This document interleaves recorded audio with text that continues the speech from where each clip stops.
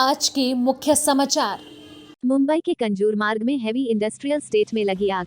बागवानों से ठगी करने वालों पर सीआईडी और एसआईटी की कार्रवाई। इंटरनेट पर बाल यौन उत्पीड़न सामग्री पर सीबीआई का एक्शन।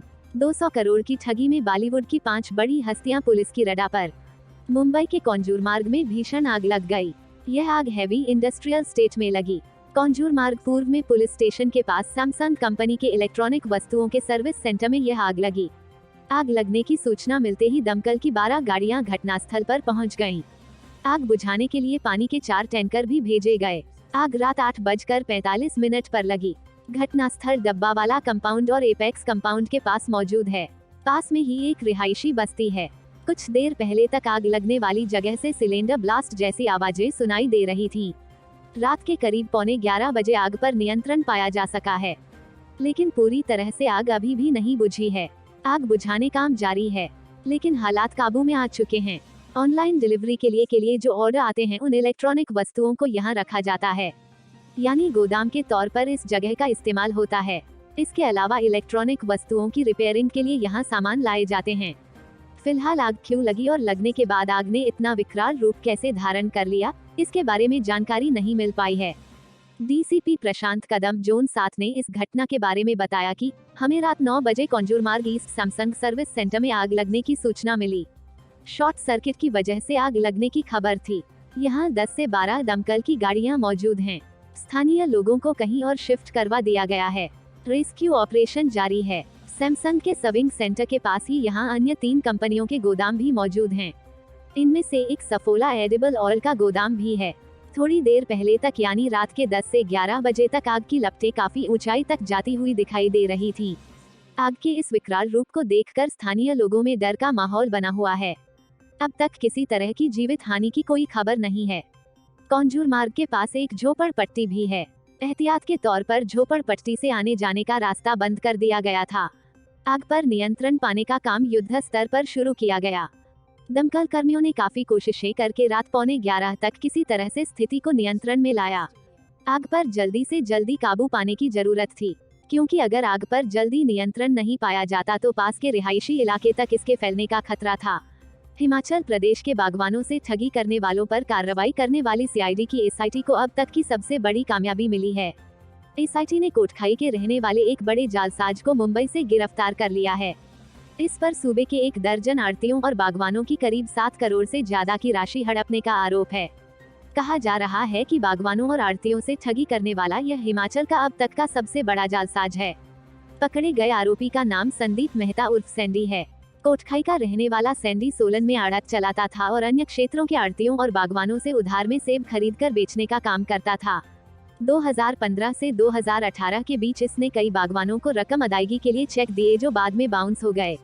ऐसे करीब 2 दर्जन से ज्यादा मामलों में रामपुर, रोहड़ू, जुब्बल, कोटखाई, ठियोग व सोलन समेत कई जगह की कोर्ट से यह वांछित भी चल रहा था। 2018 में वह हिमाचल से अपना पूरा काम समेटकर फरार हो गया और मुंबई में सेटल हो गया। सूत्रों के मुताबिक स्थानीय पुलिस इसकी तलाश में कई बार मुंबई गई, लेकिन वह किसी के हाथ नहीं लगा। लेकिन सीआईडी की एसआईटी को वह एक ही बार में मिल गया। एसआईटी के प्रभारी एसपी वीरेंद्र कालिया ने बताया कि संदीप को मौजूदा समय में चल रही बागवानों से धोखाधड़ी का सूत्रधार माना जा सकता है। संदीप पर हिमाचल प्रदेश में मौजूद कई बैंकों के करीब 5 करोड़ रुपए हड़पने का आरोप है। एसपी वीरेंद्र कालिया ने बताया कि अभी तक की शुरुआती जांच में पता चला है कि आरोपी ने बैंकों से लोन लिया और उस राशि को मुंबई में अन्य कार्यों में निवेश कर दिया। ऐसे में अब बैंक भी इस गिरफ्तारी के बाद सक्रिय हो गए हैं। बागवानों और बैंकों के करोड़ों रुपए हड़पकर संदीप उर्फ सैंडी मुंबई में ऐशो आराम की जिंदगी जी रहा था। बताया जा रहा है कि उसने वहां कुछ पब और बार भी खोल लिए और बॉलीवुड में भी पैसा लगाया। 2019 में जब सीआईडी की एसआईटी बनी तो उसके पास संदीप के फ्रॉड के 25 मामले पहुंच गए। एफआईआर दर्ज कर एसआईटी ने जांच शुरू की और कड़ी से कड़ी मिलाते हुए इस जालसाज को गिरफ्तार कर लिया। मुंबई इंटरनेट पर बाल यौन उत्पीड़न सामग्री को लेकर सीबीआई ने शिकंजा कसना शुरू कर दिया है। केंद्रीय अन्वेषण ब्यूरो सीबीआई ने इंटरनेट पर बाल यौन उत्पीड़न सामग्री के प्रसार में कथित तौर पर शामिल 14 राज्यों में छापेमारी की है। सीबीआई ने 14 राज्यों के 83 लोगों से संबंधित 76 ठिकानों पर मंगलवार को छापेमारी शुरू की। आजकल बाल यौन शोषण में कई लोगों के शामिल होने की खबर है। इसी को देखते हुए सीबीआई ने ये कार्रवाई की है। सीबीआई के अधिकारियों ने बताया कि केंद्रीय एजेंसी ने ऑनलाइन बाल यौन शोषण और उत्पीड़न में कथित रूप से शामिल 83 लोगों के खिलाफ केस दर्ज किए गए थे।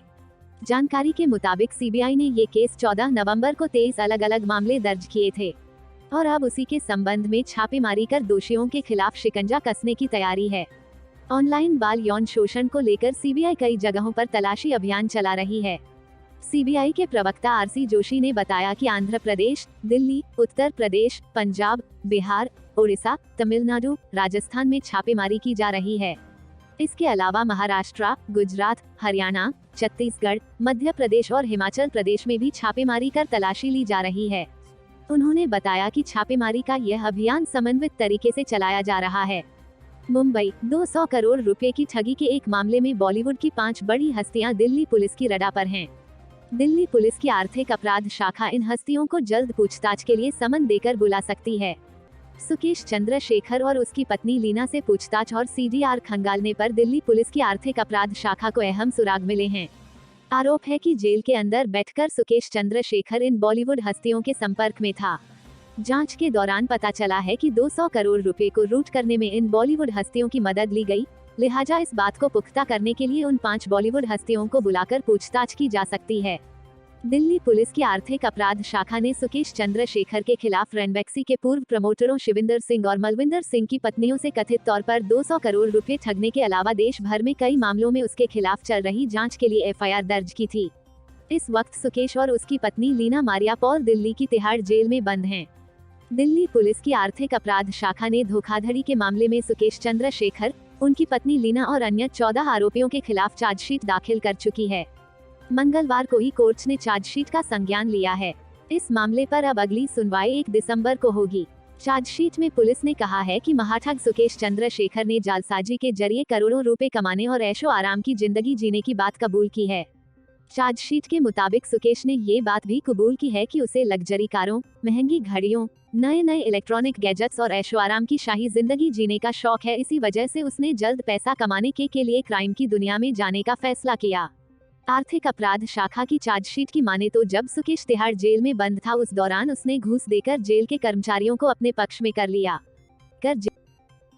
Bureau report, Mumbai.